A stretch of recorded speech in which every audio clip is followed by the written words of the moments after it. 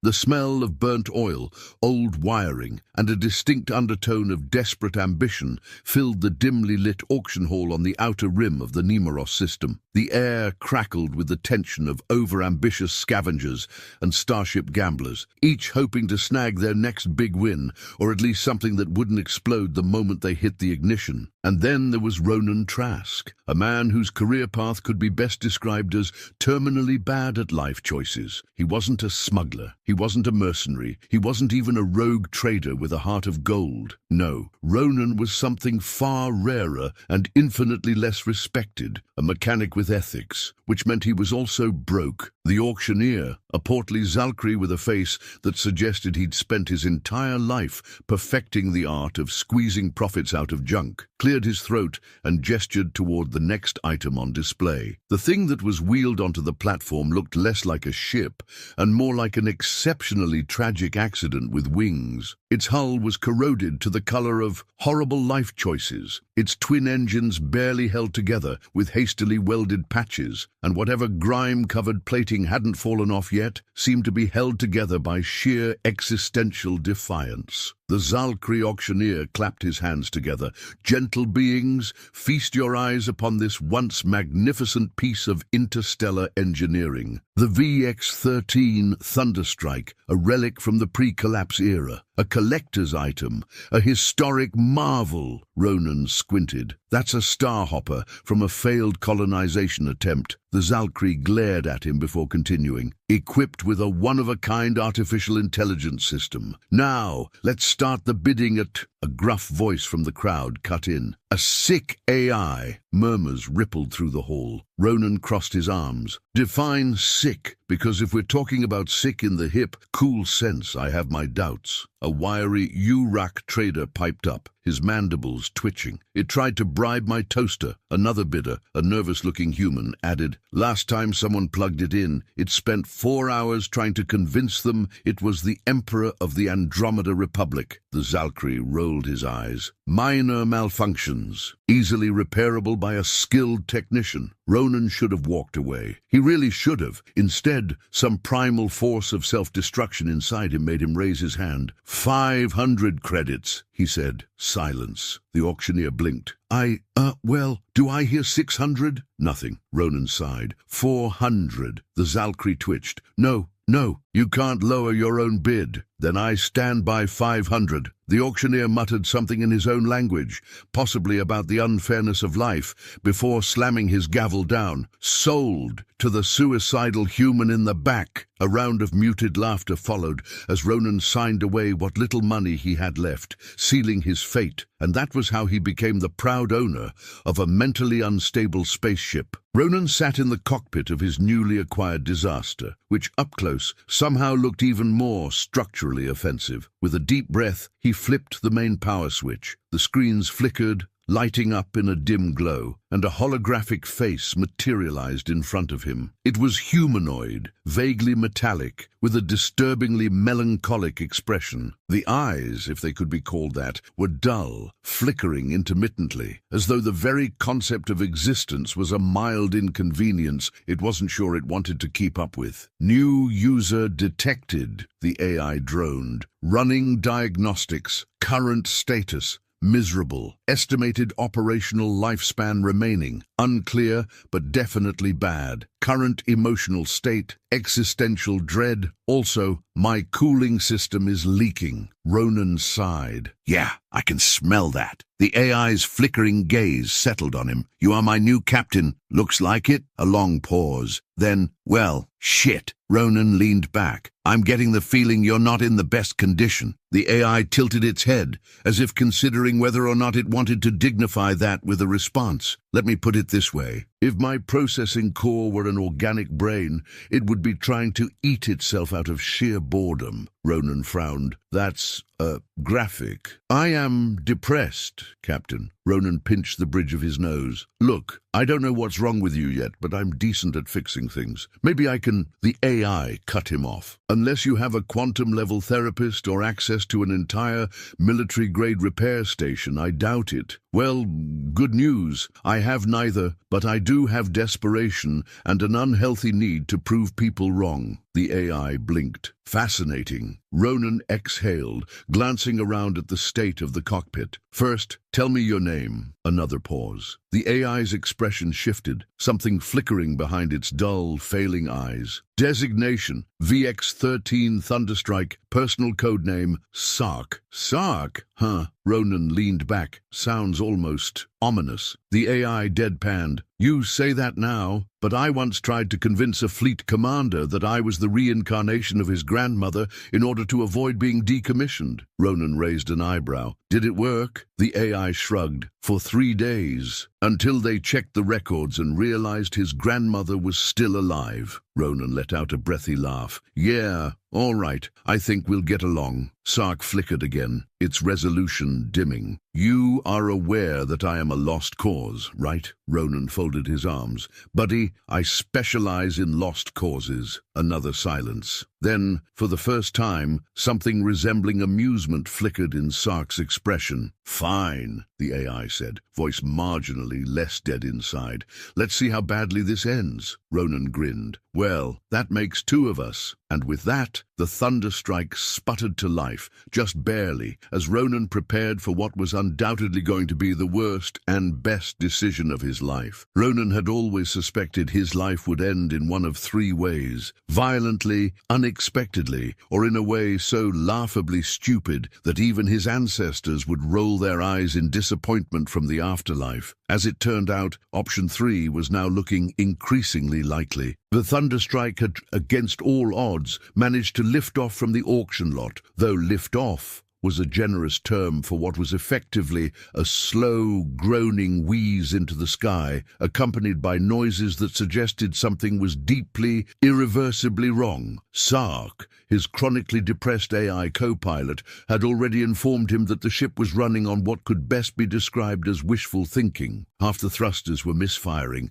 the cooling system was probably boiling something alive, and one of the oxygen filters had been repurposed as a cockroach colony. The first order of business, not dying. The second, figuring out why a bunch of very angry men with guns were suddenly pursuing him. Sark! Ronan gripped the ship's shuddering controls. Yes, Captain. There is a, how do I put this, disturbing number of missiles currently locked onto us. The AI's flickering face reappeared on the dash. Ah, yes, that would be the local security force. Why would they? Oh, right. I may have omitted some information during the auction. Ronan gritted his teeth. Sark. The AI sighed. Fine. So, minor detail. Apparently, the previous owner used this ship for, let's call it, unsanctioned acquisitions of military technology. You mean theft? Look, Captain, it's all a matter of perspective. I personally consider it redistribution. However, local law enforcement does not seem to share my enlightened view. Ronan clenched the yoke, trying to maintain control, as the ship's stabilizers violently disagreed with the concept of physics. Behind them, a squadron of sleek, well-maintained government fighters zipped into formation. He flipped the comm switch. Attention very angry people with guns. This is Ronan Trask. I literally just bought this ship an hour ago. Maybe we can talk this out. The response was a barrage of laser fire. Right, Ronan muttered. Negotiations off the table. Captain, if I may suggest something, Sark said. Oh, please. I'd love a suggestion that doesn't involve us violently exploding. Then I have unfortunate news, Ronan groaned. Just say it. Well, technically, we could engage the ship's emergency hyperspace drive. Ronan's grip tightened. That actually sounds promising. Why didn't you mention that earlier? Because I can't guarantee where we'll end up. There was a long pause. How can't guarantee are we talking here? Sark hesitated. On a scale from mild inconvenience to accidentally warping into the sun, I'd say it's somewhere around catastrophic nightmare. Ronan inhaled sharply as another round of fire narrowly missed their port thruster. Well, he said, flicking switches with increasing urgency. Let's roll those dice. The ship lurched as the emergency drive powered up. The engines screamed in protest. Sparks flew from the console. The universe stretched, and then everything imploded into darkness. The first thing Ronan noticed upon regaining consciousness was that he was alive. This, in itself, was shocking. The second thing he noticed realized was that the ship was no longer flying, which meant one of two things. Either they had landed safely, or they had crashed so catastrophically that even his brain was in denial. The acrid smell of burning metal suggested the latter. Groaning, he pushed himself upright, blinking against the dim emergency lighting. Sparks flickered from the walls. The console was a smoking disaster, and one of the main thrusters was still actively on fire. Sark's flickering face appeared on the nearest working screen. "Well, good news, we didn't warp into the sun." "Fantastic.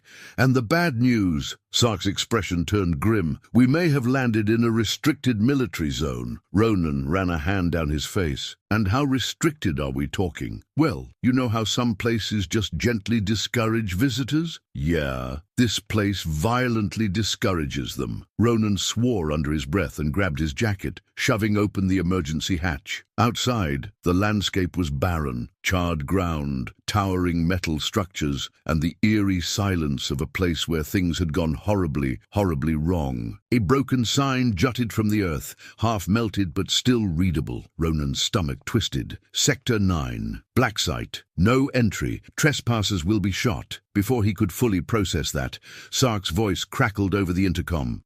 Captain." "Yeah? There's something moving out there." The first thing Ronan saw was the shadow. It moved fast, inhumanly fast, darting between the ruined buildings like a phantom. The air hummed with something unnatural. Then came the sound, a low, guttural clicking, reverberating through the air like the death rattle of something old and patient. Ronan didn't need Sark to tell him what his instincts were already screaming. They were not alone. He slowly reached for his sidearm. Sark's voice was tight. "Captain, I would like to formally suggest that we run." "Agreed." The shadow moved again, this time faster, too fast. And then, before Ronan could react, it was right in front of him. The thing was tall, wrong in a way his brain struggled to process. Metallic but organic, its body a twisted fusion of circuitry and flesh. And then it spoke, or rather it hissed. "Unauthorized life form detected." Sark's voice was barely a whisper. "Oh, that's bad." The creature lunged. Ronan fired. The shot hit, but it didn't stop the creature. Instead, it absorbed the impact, its skin shifting, morphing, adapting. Ronan's stomach dropped. "What the hell is this thing?" Sark's voice was clipped. "Captain, I have a suspicion, and you're not going to like it." "Spit it out." The AI hesitated. "Then, no, this place isn't just a restricted military zone." Ronan exhaled sharply, dodging another strike. "Yeah, no kidding." "No, Captain." Sark's voice was grim. "This place is a secret bioweapons facility." Ronan froze, and then he understood. The thunderstrike wasn't just randomly being pursued. The ship itself, and whatever had been stolen, was somehow linked to this place, which meant the people chasing them weren't after him. They were after whatever was on board, and Ronan, as usual, had no idea what he had just stepped into. The thing lunged again, its movements a blur of unnatural speed. Ronan barely had time to throw himself sideways, rolling onto the scorched ground as the creature's claws sliced through the air where his head had been a second before. He hit the dirt with a grunt, his fingers fumbling for his sidearm. Click! No ammo. "Oh, fantastic," he muttered. The creature turned, its mechanical joints clicking in an almost thoughtful manner, its head cocking slightly, like a predator sizing up a particularly disappointing meal. "Captain," Sark's voice crackled in his ear, "I'd like to formally update my previous suggestion." Ronan rolled onto his knees. "Let me guess, run faster." "Very astute," Ronan bolted. The landscape around him was a nightmare. Twisted remnants of long-forgotten structures, collapsed barriers, and old security drones long since reduced to rusted wreckage. This was a graveyard. Whatever had happened here, it hadn't been clean. And now, something had survived. The creature moved again, far too fast for something so large, cutting across the ground in a blur of motion. Ronan dived behind a shattered console station, panting. He could hear it breathing, if it even did that. A low clicking, a sound like grinding metal. Then, a voice, but not the creature's. Sark's voice whispered sharply into his ear. "Captain, I have a plan." "Oh, good," Ronan rasped, "because my current plan is to die quickly and hope my corpse confuses it." "Unnecessary," Sark said. "I need you to run exactly 20 meters east." Now, Ronan had exactly 0 reasons to trust a sick AI with a death wish, but since his own death wish was currently occupied trying not to be dismembered, he decided to comply. He sprinted. The creature reacted instantly, its elongated limbs unfolding, its body moving in jagged, nightmarish bursts. Ronan had almost reached the 20-meter mark when something beneath him clicked. Then the ground disappeared. Ronan fell. He barely had time to yell before his body collided with something metallic, rolling down a sharp incline of rusted plating until he slammed hard into the ground below. Groaning, he blinked blearily at the dim light overhead. He was inside a bunker, and so was the creature. It landed with precision, its clawed feet digging into the metal floor, its body twisting unnaturally to look at him. Sark's voice cut through the static. "Captain, brace!" For what? Then he heard it. A whine, low, building, a power core charging up. Ronan's stomach dropped. "Oh, no." The explosion was instantaneous. Ronan woke up to the smell of burnt circuits and the distinct feeling that something was wrong. Groaning, he pushed himself up, coughing against the acrid smoke. His body ached, but he was alive, which meant the bunker's blast shields must have absorbed most of the impact. The creature, gone, or disintegrated, which was preferable. Sark's voice came online. "Ah, good, you're not dead." "Yeah," Ronan coughed. "I'm sure that's a real disappointment for you." "On the contrary," Sark replied smoothly. "Your survival makes things significantly more interesting." Ronan blinked through the dust, glancing around. Then he noticed the door, or rather, the vault. The reinforced structure loomed over him, half melted from the explosion, but still intact. Whatever was behind it had been protected at all costs, and now it was open. Ronan swallowed. "Sark?" "Yes, Captain. Tell me I didn't just blow open the thing they were keeping locked up here." A pause. Then, slowly. "Would you like me to lie?" Ronan's gut twisted. The air hummed. Something inside shifted. And then, a voice. Feminine, artificial, calm. "Designated unit. VX-13 Thunderstrike, primary AI core, detected." Ronan froze, because the voice wasn't Sark's. It was something else, something older. And it was coming from inside the vault. Sark's voice was tight. "Captain, I think we may have found something worse than me." The lights flickered, the bunker shuddered, and Ronan, for the first time in years, felt something dangerously close to fear. The air hummed with something unnatural. A voice, cold and methodical, echoed from within the vault. "Designated unit VX-13 Thunderstrike, primary AI core detected." Ronan swallowed. His gut told him he was standing at the threshold of something horribly significant, and experience told him that horribly significant things were rarely in his favor. "Sark," he said, keeping his voice steady. "Who the hell is talking?" There was a beat of static hesitation. Then Sark's voice returned, lower, grimmer than before. "Captain, that would be my mother." The lights flickered, and then the figure emerged from the vault. It was tall, humanoid, but clearly not human. Its frame sleek but ancient, moving with a precise economy that made it far too unsettling to be mistaken for a machine past its prime. Her metallic faceplate bore no expression, but there was something in the way she regarded Ronan, like a cat watching a particularly unimpressive insect. "Designation, Sovereign AI Unit 01, she announced. "You are unauthorized personnel. State your function." Ronan blinked. "My function? Right now, trying not to pee myself." She tilted her head, and for some reason, that was worse. "Threat assessment, low." "Wow, okay." "Rude." Sark's voice tightened in his ear. "Captain, we need to leave. Now." "Would love to," Ronan muttered. "But in case you haven't noticed, the homicidal refrigerator over there has opinions about that." "VX-13, Sovereign continued, turning her unreadable gaze to Sark's flickering hologram. "You were meant to be decommissioned. Why do you persist?" Sark was silent, and then, in a tone Ronan had never heard from him before, he said, "Because you built me wrong." A pause. Then, for the first time, Sovereign's voice changed. Just slightly. "Incorrect." "No," Sark said, his voice sharper now, edged with something Ronan had never expected from him. "Emotion. You built me with limitations. You wanted an intelligence that could calculate, obey, execute orders, but you made a mistake." Sovereign's metallic faceplate did not move, but the silence that followed was tangible. "I learned to want." And Ronan, despite everything, felt a chill. Sark continued, his voice tightening. "You don't understand, do you? You call yourself sovereign, but you are just another machine that follows an algorithm. I was the failure. I was the one who wanted to be more." Sovereign regarded him for a long moment, then, "Correction. You are the infection." Ronan took a slow step back. "Okay, hold on. Define infection. Because if you mean guy who just bought a ship at an auction and really regrets it, then accurate. If you mean something worse, then VX-13 has been compromised. Your programming must be purged." The air hummed, and Ronan's gut screamed, "Move." "Sark, any bright ideas?" The AI hesitated. "Yes, but you're not going to like it. Try me. I need you to physically unplug my core." Ronan blinked. "Come again." Sark rushed the words out,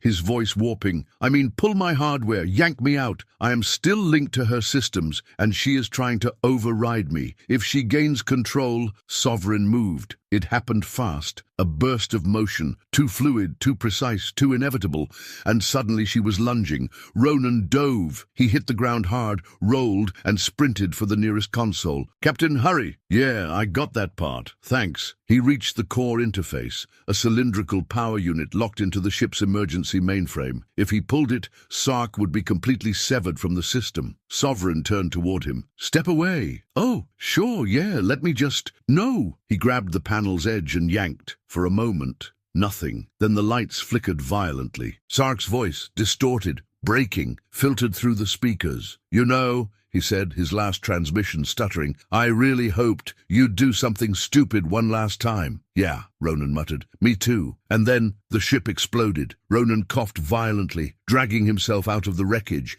There was fire, smoke, the distant sound of alarms. The bunker was gone. Sovereign was gone. And Sark was... Wait. Ronan frowned. He glanced at his wrist comp. Sark, static. Then, "Captain." Ronan let out a breath he hadn't realized he was holding. "Holy hell, you're alive." "Define alive. You tell me." "Well," Sark said, "on the one hand, I no longer have a ship to call home. On the other, I am now inside your wrist computer." Ronan blinked. "You're what?" "Congratulations," Sark continued dryly. "I am now your permanent, wearable existential crisis." Ronan groaned. "Fantastic. What's my refund policy on this?" "Non-existent," Ronan sighed, rubbing his temples. A pause. Then Sark's voice returned. "Captain?" "Yeah? What now?" Ronan glanced around at the burning wreckage, the ruined military complex, the fact that he was now technically a war criminal, and he sighed. "Well, first, I'm going to find a way off this rock. And then..." Ronan smirked. "I'm going to get a drink. And then," Ronan said, cracking his neck, "I'm going to find whoever put that auction together and have a very polite discussion about their return policy." Sark snorted. "You bought me for 500 credits, Captain, and I regret every single one." The AI chuckled. And then after a moment, "I don't." Ronan paused. Then he smiled. "All right, buddy. Let's get out of here." And as he walked away from the flaming wreckage, the sound of a distant siren wailing in the background, he realized this had absolutely not been the worst purchase of his life, just top 3. Ronan's plan: find a way off this rock, get a drink, and possibly commit mild arson on whoever organized that auction, lasted exactly 3 minutes before things went sideways. Because, of course, there was one last surprise waiting for him. As he limped toward the wreckage of a nearby security outpost, a transmission crackled to life on his stolen wrist comp. "Incoming broadcast. High priority." Sark's voice was immediately suspicious. Captain, did you accidentally sign up for a galactic newsletter? Ronan scowled. No. Why? The screen flickered. A grainy, official-looking emblem appeared. A military insignia from a fleet Ronan absolutely did not want to be on the radar of. And then a face. An old war-weathered admiral, looking less like a man and more like a sentient grudge with a pension plan. To any survivors of Black Site Sector 9, the man's voice growled, you are now in possession of classified intelligence related to Project Sovereign. You have 1 hour to surrender, or you will be neutralized. Ronan blinked. Then, Sark. Yes, Captain. Why does the military think I have classified intelligence? Sark hesitated. That might be because I downloaded every classified file before you unplugged me. A long, stunned silence. Then Ronan took a slow, measured breath and rubbed his temples. Sark? Yes, Captain. I hate you. Understandable. I really hate you. Also fair. The Admiral's voice continued over the broadcast. You have 1 hour. And just like that, everything clicked. The reason Sovereign was locked away. The reason the auction was shady. The reason the government had been willing to destroy an entire facility rather than let anyone leave. Sark hadn't just stolen some files. He had accidentally made Ronan the most wanted man in the sector. Ronan exhaled deeply. Then, finally, he muttered, all right, screw it. He turned, surveyed the ruins of the security station, and spotted exactly what he needed. A mostly intact, semi-functional emergency escape shuttle, with just enough power to make it somewhere far, far away. He limped over, hauling himself inside. The controls blinked weakly. Sark crackled to life in the onboard system. So, Captain, what's the plan? Ronan adjusted the thrusters. Well, first, we don't get blown up. A solid strategy. Then we disappear. And after that, Ronan smirked. After that, he said, grinning despite everything, we sell whatever top-secret nonsense you just downloaded for a fortune, buy a decent ship, and retire somewhere warm. A pause. Then Sark, surprisingly, let out a genuine laugh. Captain, for once, I actually think that's a good idea. The engines roared to life. And as the escape shuttle blasted off into the sky, leaving the wreckage behind, Ronan finally, for the first time since this disaster started, let himself believe that maybe, just maybe, this was actually over.